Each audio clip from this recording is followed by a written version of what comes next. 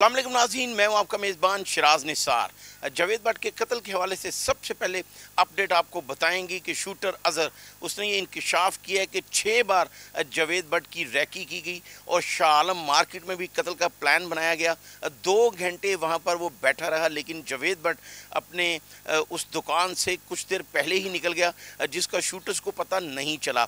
इसके साथ ये भी इंकशाफ किया गया कि आरफ जिसने ये डील कराई शूटर्स के साथ, उसने ये उसके बारे में ये इंकशाफ किया कि उसने अफजल नामी जो इस वक्त पकड़ा गया मुलजम, उसको 3 मरले का घर लेकर देने का वादा किया, जिसने सारी रैकी में जो है वो पेश रहा।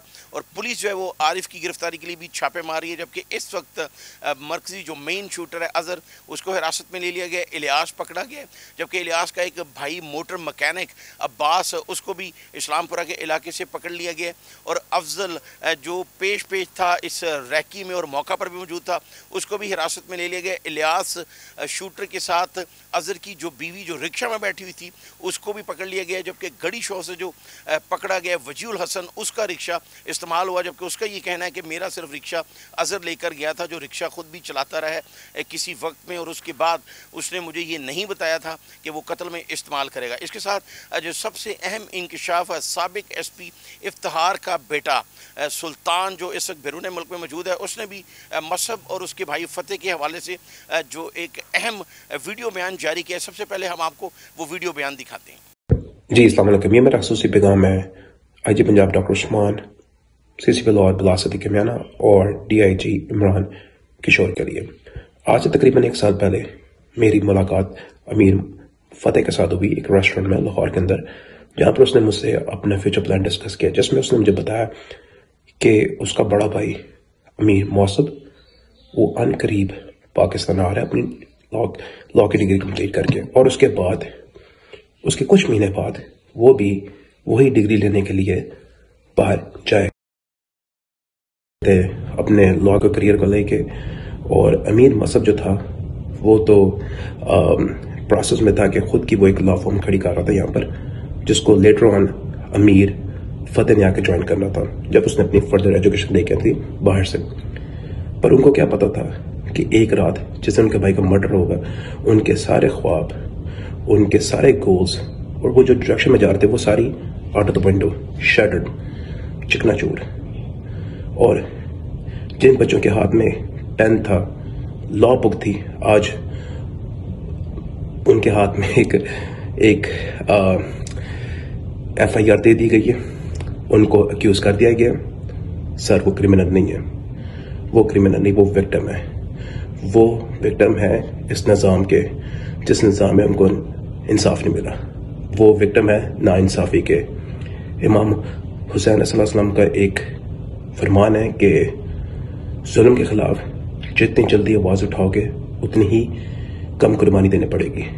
तो सर वो उन्होंने जुल्म के खिलाफ अपनी आवाज़ उठा रहे थे। वो क्या कह रहा था अमीर मसहब, अमीर फतेह, जस्टिस फॉर अमीर बलाज, अपने भाई के लिए इंसाफ मांग रहे थे, और आज उनको अक्यूज कर दिया गया। Such a shame, it's such a shame, a sad moment. लोगों ने हिस्ट्री क्रिएट किया हुआ है कि जैसे वो पता नहीं कौन से बहुत बड़े कोई अंडरवर्ल्ड के डॉन है, क्रिमिनल्स हैं या फलां हैं। मैं हर मीडिया के बंदे को अक्यूज नहीं कर रहा, मुझे पता है कि वो उनका जिनका मैं जिक्र कर रहा हूँ उनका मीडिया से दूर दूर कोई लेना नहीं, ना उनका जर्नलिज्म लेना, ना उनको जर्नलिज्म के स्पेलिंग आते हैं। They just want to get a damn views. ठीक है, मेरा सबसे, और अक्सर मैं लोगों में सुनता हूँ और मीडिया पर सुन जा रहा हूँ कि जी सादा जिंदगी दुश्मनी से कोई लेना नहीं। तो मेरा भी उनसे एक क्वेश्चन ये है कि अमीर मसहब और अमीर फतेह से किसकी सादा जिंदगी थी? दोनों जब भी मिलते थे मुझे, और जब भी हम बाहर कहते थे, कोई इनके साथ गार्ड्स नहीं होता था, इवन कि गन कैरी नहीं करते थे। एक फर्दर बात बताया था कि अमीर मसहब वो जो उबर बाइक होती है, बाइकिया, वो उस पर बैठ के सेशन कोर्ट जाता था, लेकिन उसके बावजूद भी उस रात को इसको भी मर्डर उन्होंने करना था। तो मुझे बात बताएं कि ये लोग क्रिमिनल हैं? क्योंकि क्रिमिनल्स लोग कि ये डायरेक्शन ही होती, जो डायरेक्शन में वो दोनों भाई जा रहे थे। तो मेरा एक सिंपल सा सवाल है कि आप लोग जो मीडिया पे आके कहते हैं जी वो ये डॉन है, मुझे बात बताएं कि डॉन کیا ایجوکیشن لیتے ہیں؟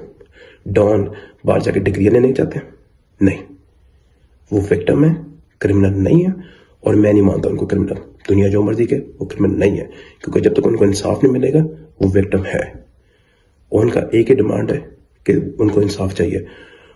تو باقی جب تک ان کو انصاف نہیں ملے گا وہ میری نظر میں وکٹم ہے اور وکٹم رہیں گے. ایک آخر میں ایک چھوٹی سی میں کوٹیشن کوٹ کرنا چاہوں گا. وہ کہتے ہیں کہ justice delay is justice denied.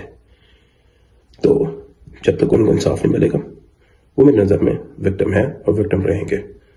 باقی اللہ سب کو اپنے حفظ و امان میں رکھے اور امن قائم رکھے. جی بالکل ناظرین، جس طرح آپ نے دیکھا کہ سابق ایس پی افتخار کے بیٹے سلطان نے بڑا واضح طور پر I G Punjab, D I G operation, C C P O Lahore کے لیے ایک پیغام جاری کیا اور D I G organise crime کے لیے بھی پیغام جاری کیا، اور اس میں اس نے یہ بات بتائی کہ مصعب اور فتح جو ہے وہ اپنا ایک لا ہاؤس بنانا چاہتے تھے. جس طرح ان کے والد کی ایک مال روڈ پر زمین تھی، وہاں پہ ایک فرم بنانا چاہتے تھے، اور مصعب نے اپنی ڈگری کمپلیٹ کر لی، جبکہ فتح چند ماہ قبل جو ہے وہ بیرون ملک جانے والا تھا اور اس نے بھی ایل ایل بی کی ڈگری کرنی تھی. اسی حوالے سے جب ہماری پنجاب کے پروسیکیوٹر جنرل فرحاد علی شاہ سے بھی بات ہوئی، جن کے پاس مصعب جو ہے وہ کام کرتا رہا، تو ان کا بھی یہی کہنا تھا کہ مصعب بہت اچھا شاگرد تھا، لیکن اس وقت چونکہ وہ اس زد میں ہے اور اس کو یہ فیس کرنا پڑے گا، جو مقدمہ جو اس پر الزام لگا ہے اس کو کوئی بھی غلط سپورٹ نہیں کی جائے گی. یہاں یہ بڑی قابل ذکر بات ہے کہ جس طرح چائنا میں 327 ریسرچ سینٹر بنائے گئے ہیں اور وہاں پر یہ دیکھا جاتا ہے کہ کوئی ملزم یا مجرم کیوں بنائے. تو یہی کہنا ہے سابق ایس پی افتخار کے بیٹے کا، جو پیغام دیا گیا ہے کہ مصعب لوگوں کو جو ہے وہ انصاف نہیں ملا، جس کی وجہ سے وہ آج یہاں تک پہنچے ہیں کہ قلم کی بجائے ان کے